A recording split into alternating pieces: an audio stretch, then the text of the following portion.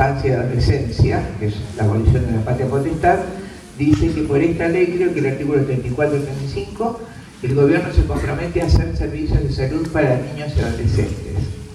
Servicios de salud para niños y adolescentes incluye aborto en el lenguaje que se firmó en Naciones Unidas.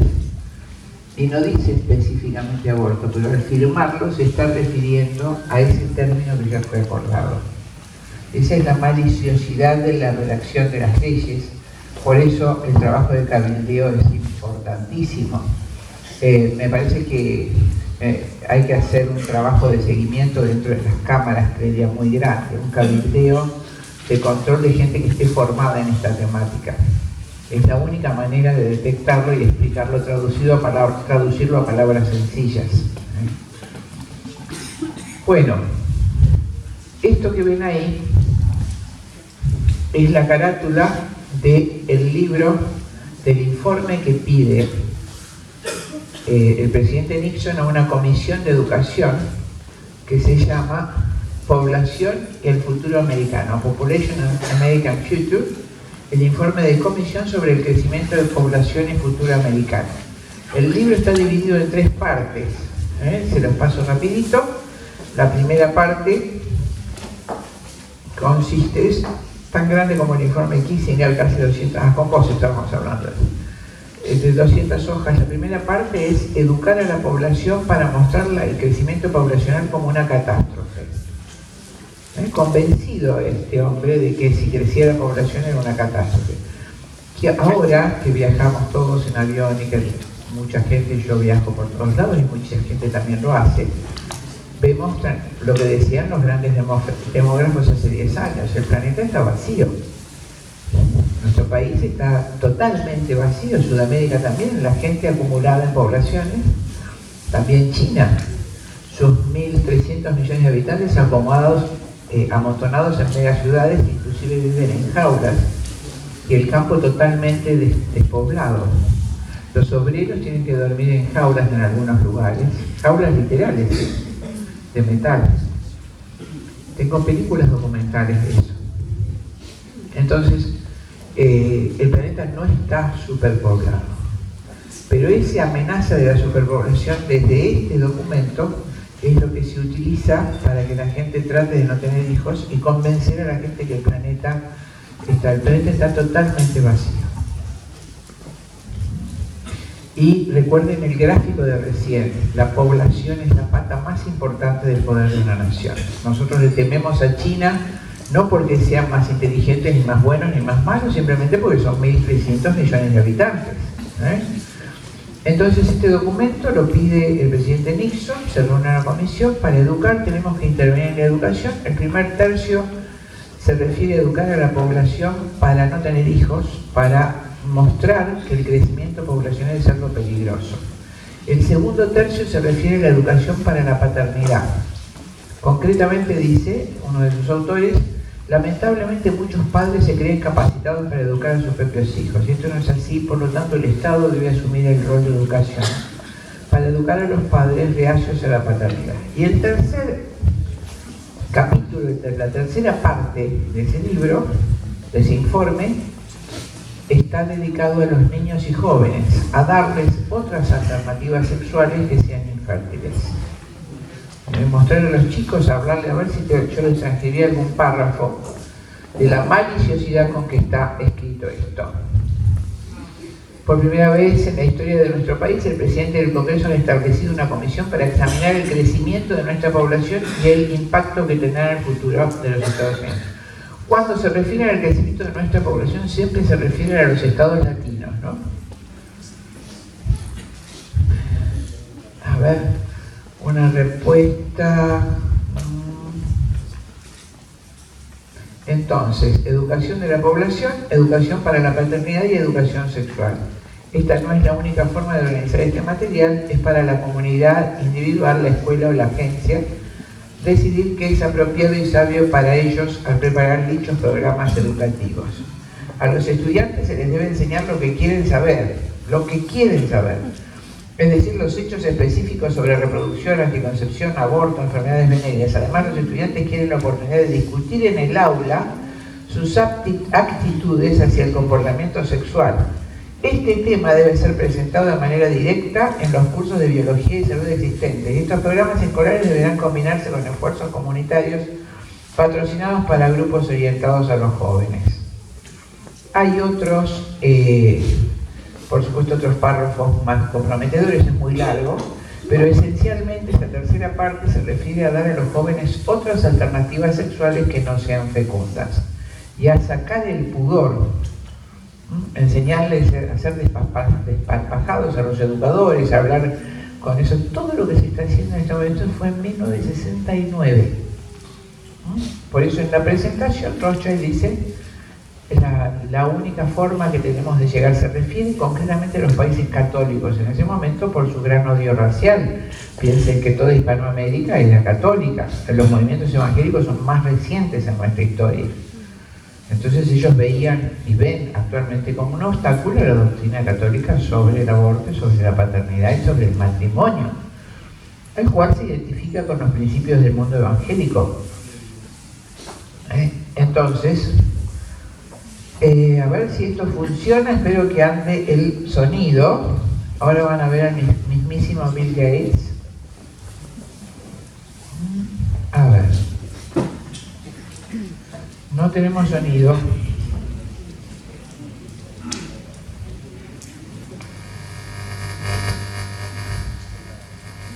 A ver si arranca. Ahí está. Quiero que escuchen y después acá es una conferencia TED sobre el calentamiento global, que está haciendo Bill Gates en el 10 de febrero del 2010, al que fuimos invitados muchos científicos. Como no pueden insistir sobre la superpoblación, ya que el principal demógrafo del mundo, Genome, el suizo, ha dicho que todos los habitantes del planeta caben cómodamente en el estado de Arkansas, con un lote de 10 por 70 cada uno. Entonces han inventado el calentamiento global. El calentamiento existe, pero el calentamiento es producto de razones extraplanetarias que no podemos manejar nosotros. Cuando los vikingos descubren Groenlandia, Groenlandia significa tierra verde, en el año 1300. Las pequeñas rotaciones del eje terrestre hacen catástrofes naturales y cambian la posición de los hielos. No sabemos qué pasará, pero no es por entonces ellos aprovechan esto del calentamiento global para decir que el calentamiento global se debe al anhídrido carbónico en la atmósfera. El anhídrido carbónico es lo que todos los seres vivos respiramos, ¿no es cierto? Tomamos oxígeno, liberamos anhídrido carbónico. Entonces dice que además por los servicios de energía que utilizamos, cada individuo produce en los países pobres por año 1 tonelada de anhídrido carbónico. En los países ricos 20 toneladas por año cada individuo. Promedio 5. Lo que pasa es que nos exterminan a nosotros, ¿no? Para disminuir la carga de anhídrido carbónico. Un verdadero disparate. Pero como era porque existe que el reciclamiento del anhídrido carbónico a través de todos los vegetales del planeta. Pero como no es lo mismo que la superpoblación, ¿qué se va a poner a discutir?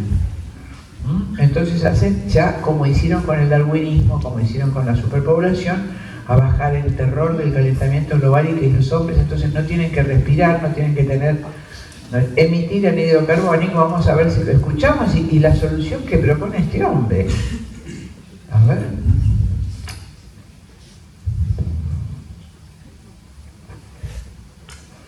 This equation has 4 factors, a little bit of multiplication. So you've got a thing on the left, CO2, that you want to get to 0. And that's going to be based on the number of people, the services each person's using on average, the energy on average for each service, and the CO2 being put out per unit of energy. So let's look at each one of these and see how we can get this down to 0. Probably one of these numbers is going to have to get pretty near to 0. That's back from high school algebra, but let's take a look. First, we've got population. The world today has 6.8 billion people. That's headed up to about 9 billion. Now, if we do a really great job on new vaccines, healthcare, reproductive health services, we could lower that by perhaps 10 or 15%. ¿Escucharon? ¿Y vieron? Si escucharon, no dice en un 10 o 15%, dice to be are a un 10 o 15%. Si hacemos un grandioso trabajo con nuevas vacunas y servicios de salud reproductiva, aborto, bajaremos la población mundial a un 10 o 15%. Clarito como el agua. Y sin ningún tapujo. O sea, ni siquiera respeto ni temor. Nosotros somos los destinatarios del exterminio. Bien, ahora como producto de esa educación sexual vamos a ver qué es la perspectiva de género. Segunda parte, acá tenemos nuestra expresidente, pero más interesante es la segunda foto, cuando en la discusión del matrimonio, la legalización del matrimonio igualitario, llamado matrimonio igualitario, quiero que fíjense, lean la frase de Cristina Kirchner. No hemos promulgado una ley, hemos promulgado una construcción social transversal, diversa y amplia. Estoy haciendo una nueva sociedad, quiero decir. No estoy haciendo una ley. Estoy cambiando la sociedad. Estoy haciendo una construcción social diversa, o sea, distinta a la que tenemos y amplia. Es mucho más que una ley. Clarito, clarito. Esto es el género. Antecedentes históricos, feminismo radical. O sea, ustedes tuvieron acá las mujeres autoconvocadas. Las mujeres autoconvocadas fueron creadas por el presidente Alfonsín en el año 1985. Como las conferencias de población y desarrollo para globalizar el aborto fracasaban, Rockefeller insiste en la creación de la mujer, las conferencias de la mujer que se hacen en Pekín, alternamente con las de desarrollo. El lugar donde históricamente se ha despreciado más a la mujer, es China, aún hoy se hacen los abortos selectivos de las nenas. ¿No es cierto? Allí en 1985, la primera conferencia de la mujer que hacen, las mujeres argentinas se resisten a legalizar el aborto y la homosexualidad. Entonces, Estados Unidos le exige a Alfonsín, para mantenerlo en el poder, la legalización de lo que llamamos agenda feminista. Agenda feminista, aborto, género y anticoncepción, ¿no? Eso es la agenda feminista y educación sexual. Entonces convoca a 4 mujeres, compañeras mías de la facultad, doctoras del CONICET, una de ellas Silvia Coche, especialista en epilepsia, y hacen, único lugar de América del Sur, el Encuentro Nacional de Mujeres Autoconvocadas. Es el movimiento feminista. Precursor de lo que ustedes conocen como género es el feminismo marxista o feminismo radical. No hay feminismo bueno y malo. Todo el feminismo es malo. Y no es reivindicatorio, eso es una enorme mentira. De todas maneras, el votar la mujer, como pasó en Argentina, sin ningún feminismo, es una evolución propia de la sociedad. El movimiento feminista fue creado por el marxismo, lo vamos a ver enseguida. Este que ven aquí es Federico Engels, autor del Manifiesto Comunista con Carlos Marx, y de este libro, El origen de la familia y la propiedad privada y el Estado, en 1884. La clave de la historia es la lucha de clases, la clave del matrimonio y la familia es la lucha de los sexos. La primera vez en la historia que se plantea el antagonismo de clases entre el hombre y la mujer en la monogamia. Es decir, recuerden que el marxismo existe ante el conflicto, no es una solución al conflicto. Para que exista el marxismo debe haber conflicto. Por eso Freud crea el complejo de Edipo y toda su metodología. Inglaterra le pide que destruya la transmisión cristiana a partir de la madre. Por eso hace una recreación del complejo de Edipo y lo pone al frente de un instituto, eso es motivo de otra conferencia grande, Instituto Tavistock de Control Mental y Manejo de Masas. En el año 1920, para eso se crea el psicoanálisis. Recuerden que el marxismo es la oposición A más B y la tesis, antítesis y luego una síntesis. Ve la historia de la manera dialéctica, decimos nosotros, al capitalismo se le opone la revolución del proletariado y la síntesis sería lo que habría ahora en la dictadura del proletariado. Eso tendrá una nueva antítesis y una nueva síntesis. Si no hay conflicto, no existe el marxismo. El marxismo se perpetúa con el conflicto, no busca la solución del conflicto, nunca. Por eso en los regímenes comunistas hay manzaneras siempre recorriendo, ¿no es cierto? El espionaje es permanente, el uno contra el otro. Si no existe esa oposición, no puede existir el marxismo. Eso lo lleva Engels, dice que la primera oposición de clases, la lucha de clases, es el desarrollo del marxismo y es la clave de la historia. La lucha de clases, dice Engels, empieza en la lucha de los sexos, en el matrimonio monogámico, donde el varón es el proletario y la mujer es la burguesa oprimida. 1884. El hombre es en la familia del burgués, la mujer representa en ella el proletario. La abolición del derecho materno por la filiación, es decir, la mujer pierde el derecho cuando tiene hijos. Fue la gran derrota del sexo femenino. La monogamia entra en escena bajo la forma de esclavizamiento de un sexo por el otro, o sea, es la proclamación de un conflicto entre los sexos desconocido hasta entonces en la historia.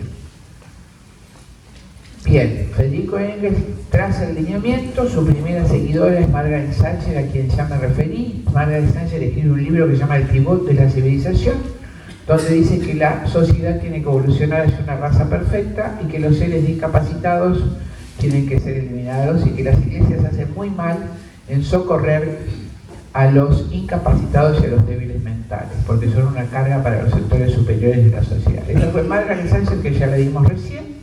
Su siguiente exponente en el feminismo marxismo destacado es Simone de Beauvoir. Simone de Beauvoir era el amante de Sartre.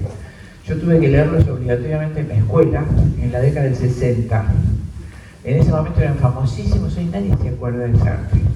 Sartre era una porquería de tipo, por supuesto, nihilista, toma todo el pensamiento nihilista de Nietzsche, pero además tiene una visión totalmente libertina de la vida, él odiaba a los hijos, los niños, y decía de Simone de Beauvoir que era su amor necesario pero no suficiente. Como le gustaban las chicas jóvenes, esta le traía a las nenas del liceo y las estudiantes de la Sorbona para que las desvirara y ella misma las llevaba a hacer el aborto. Muchísimas chicas pasaron por esa situación espantosa, pero además, horriblemente, obligaban a sus alumnas de la universidad a tener camas de 4 con ellos 2. Este es el caso que esto lo leí en el suplemento de La Nación de hace unos 10 años. Cuando muere Simone de Beauvoir se publican las cartas y el artículo, este literato francés explicaba que cuando se hacen públicas las cartas de Simone de Beauvoir, ellos se trataban de usted y se burlaban de las estudiantes que sometían. Una de sus estudiantes había sido tan nerviosa que se había comido no las uñas sino la primera falange durante la carrera, y cuando lee las cartas que se hacen públicas y el nombre de ella, se tira hacia el primer piso y se suicida. ¿Por qué les cuento esto? Porque realmente, como dice un poema criollo, hay que saber, señor juez, cómo se vive para saber después por qué se peca. Imagínense que una mujer que vive así y se resigna a vivir así, tiene un desprecio por el sexo femenino y su propia condición de mujer enorme. Por eso ella escribe el libro, que es el libro madre, digamos, del feminismo, que se llama El segundo sexo. En ese libro es como si fuera el feminismo, no es una reivindicación de la mujer, es una envidia del varón. En realidad quieren ser varones. Esta es la esencia y lo que hay que entender del feminismo. Por eso son todas lesbianas, que lo vamos a ver enseguida. No existe una naturaleza femenina, dice Simone de Beauvoir. Esta es una creación de la historia y de la cultura.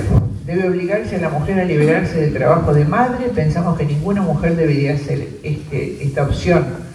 No debería autorizarse a ninguna mujer a quedarse en la casa para cuidar a sus hijos. La sociedad debe ser totalmente diferente. Como dijo Cristina Kirchner, estoy construyendo una sociedad diversa y amplia, ¿no? Una construcción social. Las mujeres no deben tener esa opción porque si esa opción existe, demasiadas mujeres decidirán por ella.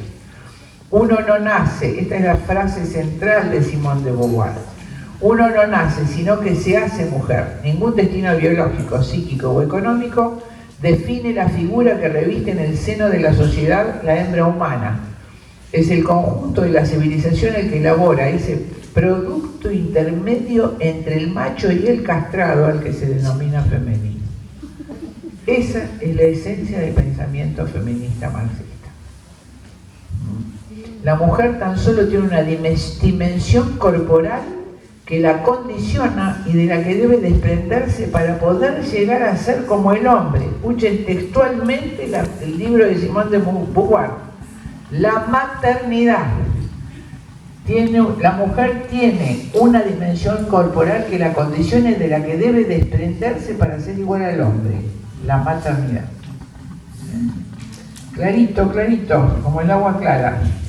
El patriarcado, el feminismo radical o de género parte de esta visión de la realidad. La relación íntima entre varón y mujer es históricamente de opresión y explotación de la mujer por parte del varón. ¿Qué dice Federico Engels? En La familia, la propiedad privada y el Estado, dice que los dos grandes enemigos para imponer el comunismo marxista en forma universal son la Iglesia Católica y el matrimonio monogámico. Por eso, esto fue en 1884, cuando la reina de la corona inglesa, no era mujer, en ese momento decide ya había muerto la reina Victoria, decide la creación del Instituto Tácito para imponer el marxismo en forma universal, como les dije al principio de esta charla. Lo contratan a Freud, a Sigmund Freud. Freud, que hace un invento, una recreación del mito de Edipo, que era totalmente distinto, en donde Edipo es engañado y seducido por su madre, totalmente distinta al mito griego.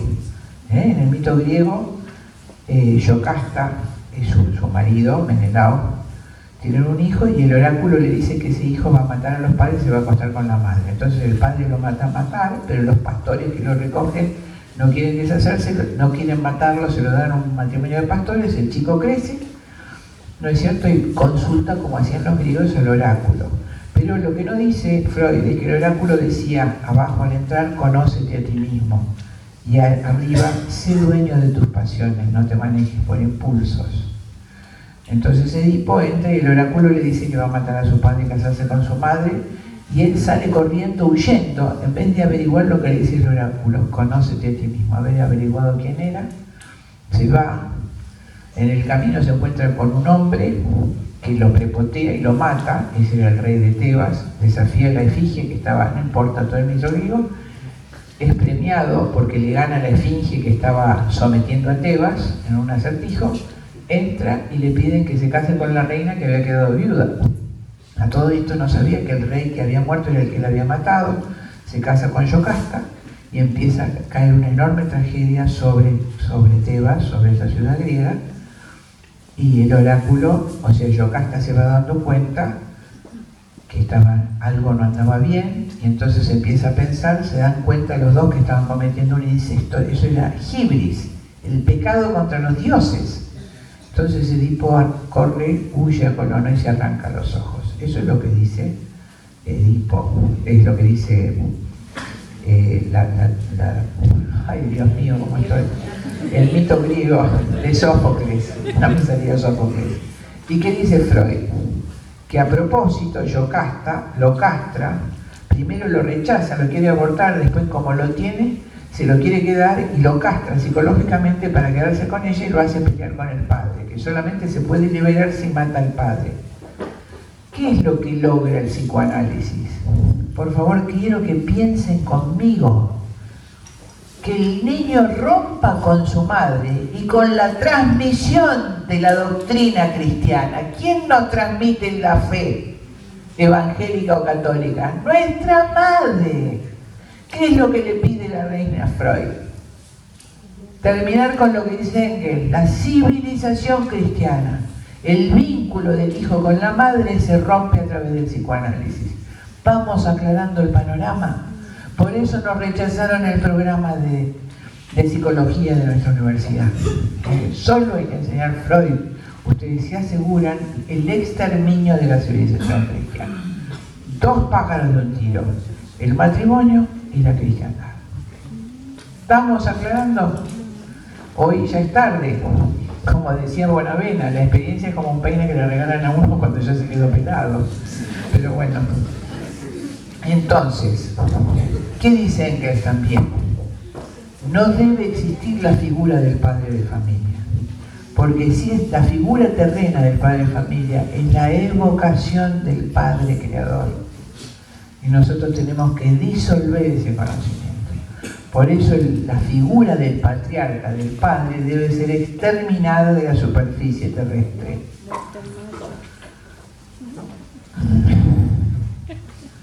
Los modos básicos de explotación, dicen las feministas, y sujeción son la procreación y la maternidad. Por tanto, el hogar, el matrimonio y la familia son los lugares de explotación.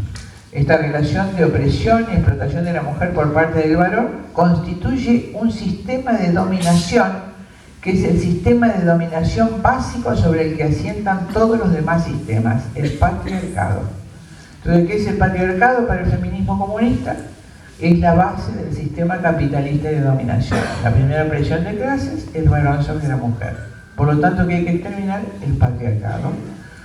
Este sistema de dominación, el patriarcado, ha construido una serie de características discriminatorias respecto de la mujer que la determinan como tal, creando con ello un género, el femenino, esencialmente inferior al masculino. Estas son figuras de las mujeres feministas, la revolución feminista. Esta es la carátula del libro de Sulamita Firestone. La opresión radical consiste en la maternidad. Esta es la servidumbre reproductiva. Esto lo dicen todas las feministas y ahora todas las chicas de los colegios estatales y de las universidades estatales. La servidumbre reproductiva determinada por la biología. De aquí se sigue que la mujer debe controlar los medios de reproducción. Entonces, recuerden los que estudiaron praxis marxista que el proletariado, para levantarse contra el capitalista, tiene que adueñarse de los medios de producción. Por ejemplo, vos sos malísimo porque sos dueño de la panadería y yo, que soy el proletario heroico, te mato y me adueño de la máquina de hacer pan, de la harina y del local. Esos son los medios de producción. Análogamente, la mujer debe adueñarse de los medios de reproducción. Por eso el derecho del hijo es solo de la mujer en el feminismo. El varón fue incluido hoy en nuestro país. Y los varones dicen, y bueno, que decida la mujer, es la que está embarazada. Están renunciando para siempre a la paternidad de su propio hijo. Entonces, la revolución de las mujeres para controlar los medios de reproducción es paralela a la revolución del proletariado para controlar los medios de producción. Y la forma de controlar los medios de reproducción es la abolición de la familia biológica. Asegurar la eliminación de clases sexuales, escuchen esto, requiere que la clase subyugada de las mujeres se alce en revolución y se apodere del control de la reproducción. Se restaure a la mujer la propiedad sobre sus propios cuerpos, empoderamiento, como también el control femenino de la fertilidad humana, incluyendo tanto las nuevas tecnologías como todas las instituciones sociales de nacimiento y cuidado de los niños. La meta definitiva de la revolución feminista debe ser no simplemente acabar con el privilegio masculino, sino con la distinción de los sexos. Las diferencias genitales ya no importarán culturalmente. La heterosexualidad tiene sentido, dice Sulamita Firestone, solo en las sociedades capitalistas de explotación.